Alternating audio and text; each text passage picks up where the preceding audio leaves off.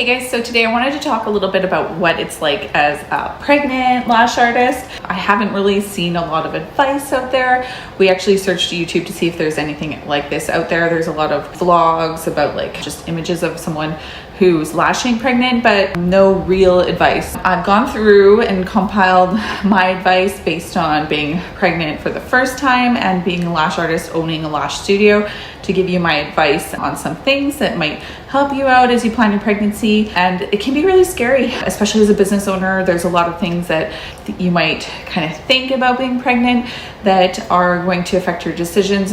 Fear is a huge thing for sure. I was really afraid of how this would impede my abilities to maintain my client relationships and my employee relationships, all those things like that. I really didn't want to lose myself. I love working and stuff like that. So yeah, just gonna go through these things by the stages of labor, and hopefully this can help you in your journey as you discover what's right for you.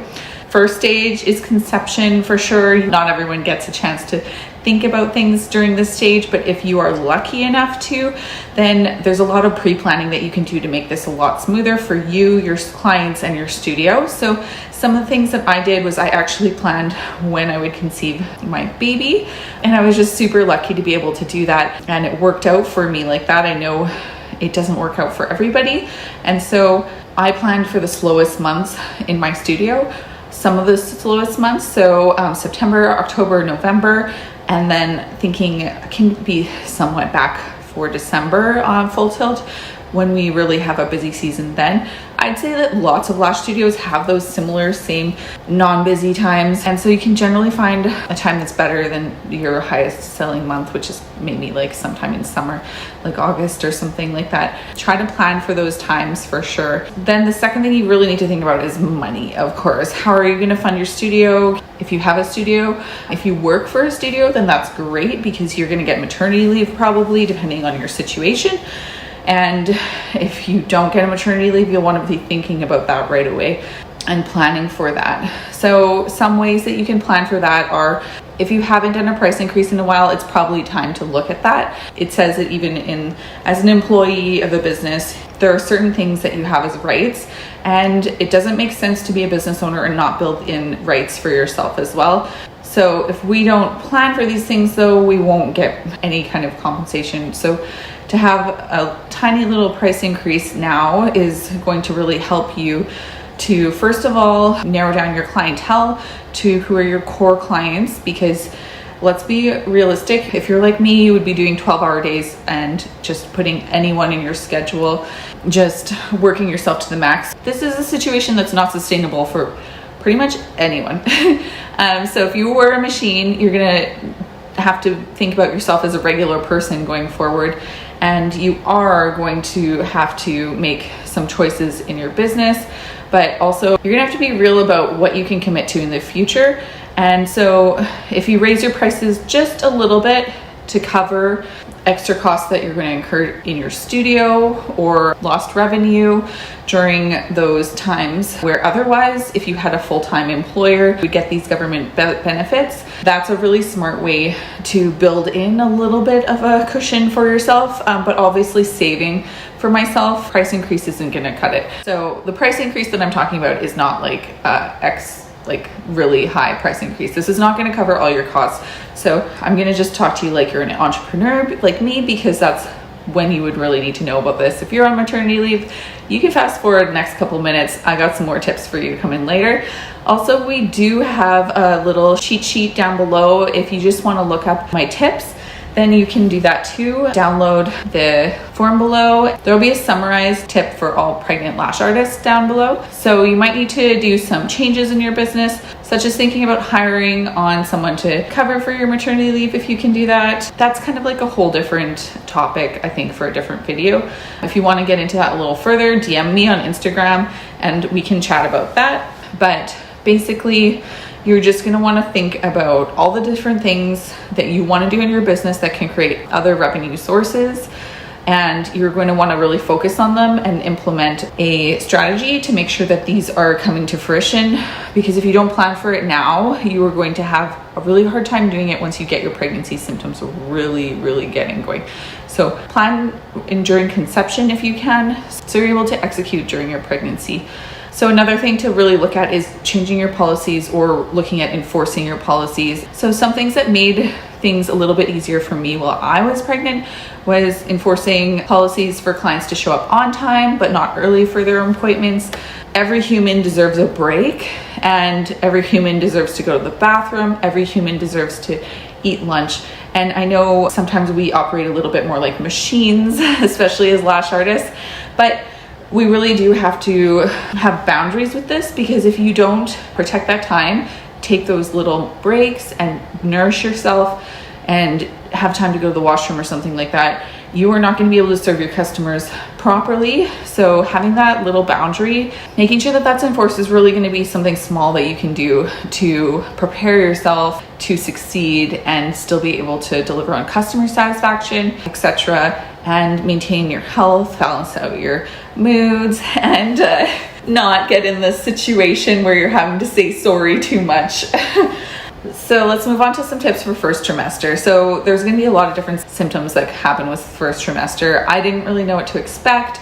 I didn't have a lot of pregnant friends. There's a lot of random information online.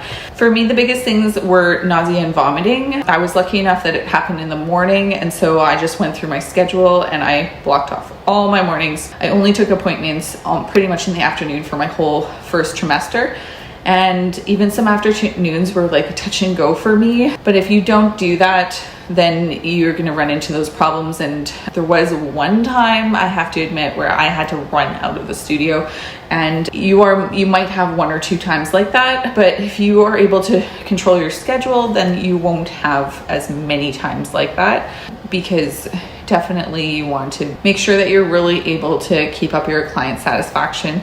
Another thing that you're going to want to look into is your bathroom break schedule. So this comes back to having the policy of enforcing that clients come on time but not early to their appointments, unless you have a studio with a receptionist, and then no worries, they can sit with a receptionist. But if you are an entrepreneur who's maybe solo practitioner, or your studio runs a little bit differently, you don't want to have clients sitting around possibly with like retail items and stuff while you're going to the washroom, because it just is better if they just show up on time for their appointment, and then you're prepared to greet them like a regular human being who's had food and gone to the washroom. So time your pee breaks in between, and make sure that you're drinking enough water throughout the day, because dehydration is really bad for your skin, and no one wants stretch marks. You want to make sure that your baby's really healthy too. A lot of that has to do with hydration as well. So fatigue can be really real in the first trimester. It seems like weird, but it's hormonal changes, right? So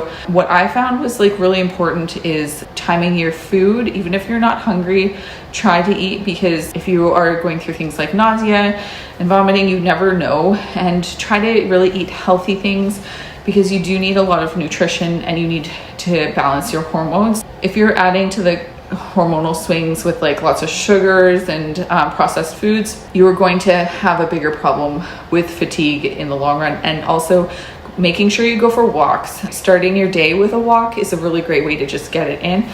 But if you don't keep active, what they say is true. You really will not maintain your stamina. So you will have a hard time getting through your lash appointments as well, just maintaining your energy in the studio. So cravings and aversions are a huge thing too. And this can make packing lunches really hard. You might pack something in the morning that you thought was awesome, and then you look at it and you just want to barf, literally. So what I found was really helpful is I would keep a drawer full of snacks, or a bunch of snacks in my purse. If you don't like bottled water, there's a lot of choices that are like vitamin waters or something like that.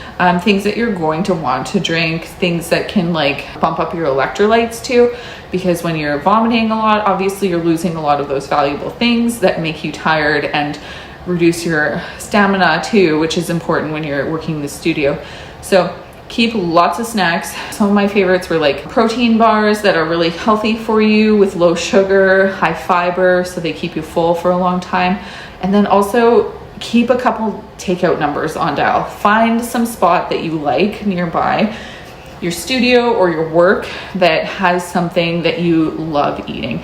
For me, it was El Taco And they make an amazing chicken burrito. I'm gonna link that in case you are in the Kootenays. You can come try it out. It was epic, and it really saved me a lot of days where I maybe didn't pack enough food and I was hungrier than I thought I was going to be, and I could just call, this burrito is ready in like 5 minutes.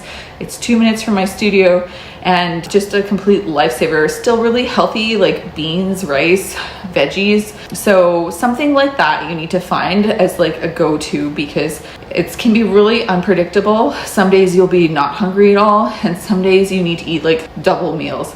So really try to plan that out and just like have your backup things, because when you get really hungry, sometimes it's really hard to think clearly, and you want to avoid being in those situations without having a go-to. That'll make it a lot easier for you to just operate, especially if you're back-to-back running late with clients. You don't want to be thinking about where your next meal is coming from when you're pregnant. So heightened sense of smell is a really big thing too. You're so close to people. So can be addressed in your policies, and I really do suggest you have it in your policies anyways. If you don't, clients shouldn't be coming in with anything that has a strong smell. This can include smoking, this can include perfumes, all these different things, because actually the smells are chemicals in the air lots of the time. They will interact with your adhesives and provide an inconsistent or unpredictable result with your lash retention. You might not have known this. So this is a really easy way to explain to your clients that it's really important to come without any odor that is present, and without offending anyone too. Like, you don't want to say, oh, your perfume smells smelly to me, or something like that. And it's unnecessary to say that, like, because the honest truth is that you will be given a better service and you'll have better lash retention if you come without those things on those days. So if you do that, just completely eliminates these problems, and you are not going to have those problems where maybe you smell something horrible and you got to run and get a little nauseous, because we want to avoid that at all costs. So mood swings are also real, and I believe that's really well controlled by timing your meals, making sure your blood sugar doesn't get low, making sure you are getting tested for low iron and stuff like that, so that you can be on top of your nutrition, and that will really save the mood swings for you. As we said, we don't want this to happen. So another thing that I noticed in the first trimester is faster growing lashes and nails, and you'll see I am bald and I am without my nails. And unfortunately for me, when they grow so fast with nail enhancements, obviously it's really important to keep them ship shape, no cracking, no chipping, no peeling, because that's an area where contamination and bacteria can grow and spread between surfaces that's pretty much impossible to clean out. I'm usually 2.5 week fill client for nails, and I turned into more like I needed a nail fill every week. The reality of that situation was I just didn't have time, unfortunately, so I had to make the decision to unfortunately take them off, because for me it was more important to prioritize my clients and my students and my trainings versus keeping those nails on and making those weekly appointments. And so same thing with my lashes. I found most of the clients that I see who are pregnant are lucky enough to have longer, thicker lashes that do grow faster in pregnancy. But for me, I actually ended up with lashes that are way shorter and sparser. So my retention went way down, and it just made the maintenance way too high for me. So I did have to take a break from that. I am super excited that I am getting set of volumes while I give birth, because I just can't imagine myself in all those photos without lashes. So just a tiny little sacrifice right now on behalf of my clients, so that I have more time to focus on the studio while I prepare for it to be ready for my pregnancy, and also so I can dedicate all the time I need for my students right now.